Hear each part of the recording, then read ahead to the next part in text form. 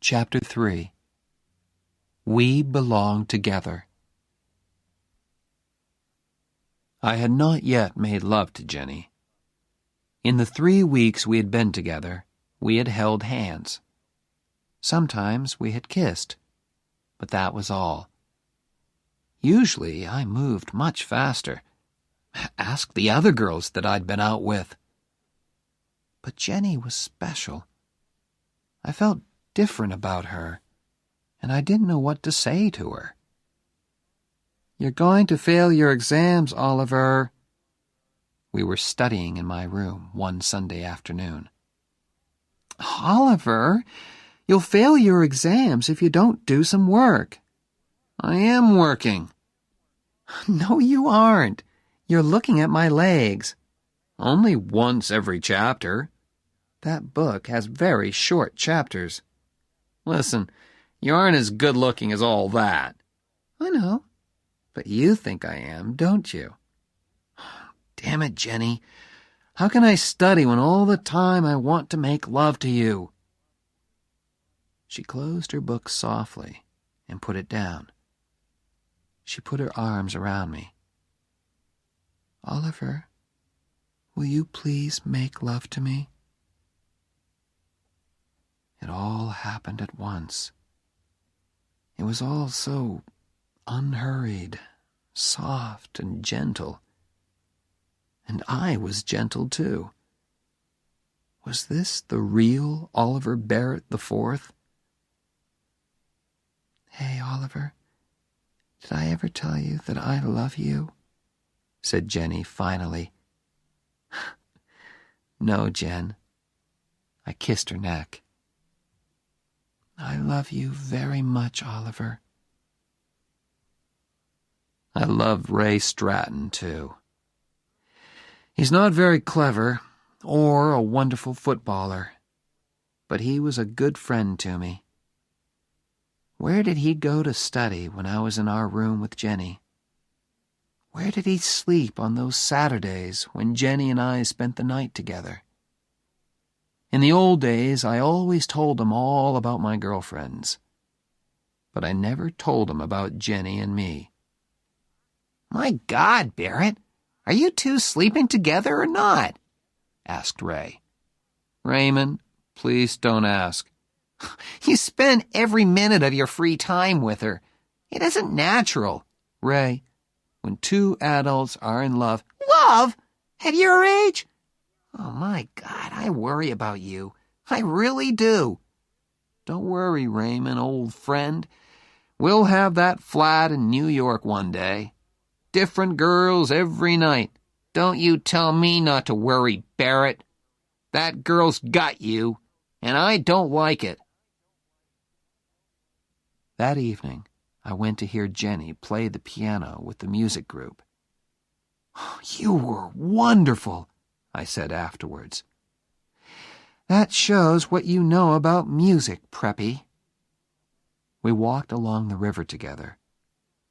I played okay, not wonderful, not Olympic Games, just okay.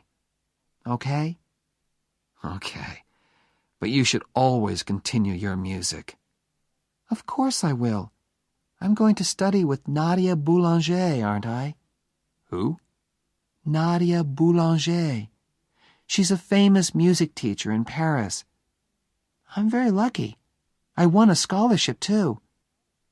"Jennifer, you're going to Paris?" "I've never seen Europe. I'm really excited about it." I took her by the arms and pulled her towards me. "Hey, how long have you known this?" Jenny looked down at her feet. "Oliver, don't be stupid.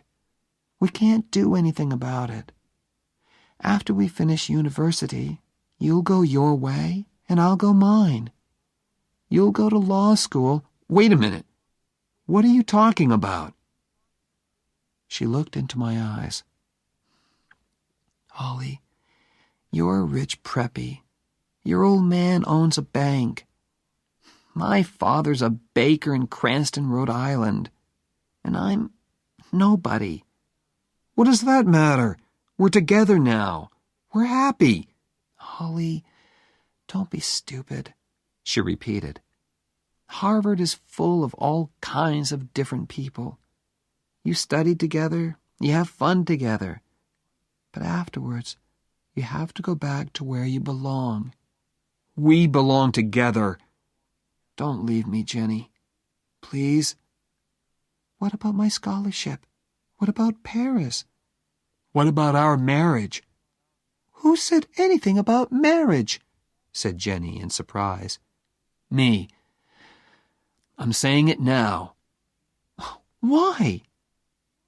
I looked straight into her eyes. Because, I said. Oh, said Jenny. That's a very good reason. She took my arm, and we walked along the river. There was nothing more to say, really. The next Sunday, we drove to visit my parents in Ipswich, Massachusetts. Jenny said it was the right thing to do.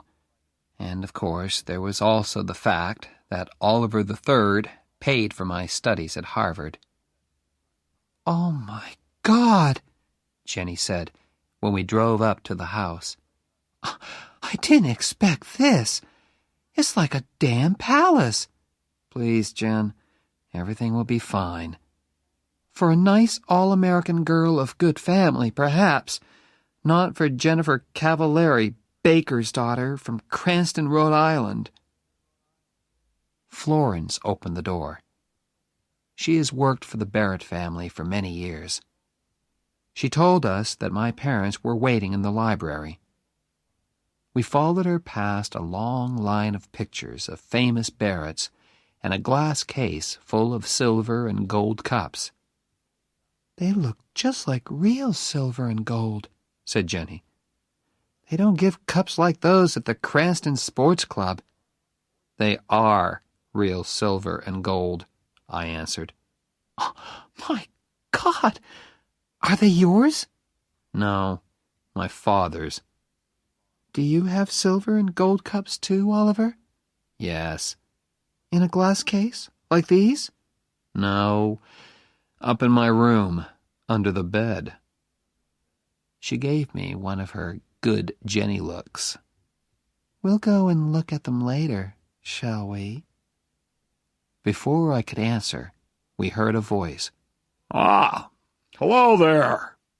It was old Stonyface. Oh, hello, sir.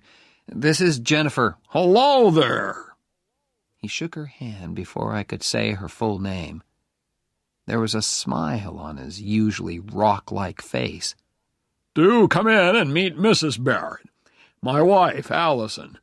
This is Jennifer Cavilleri, I said.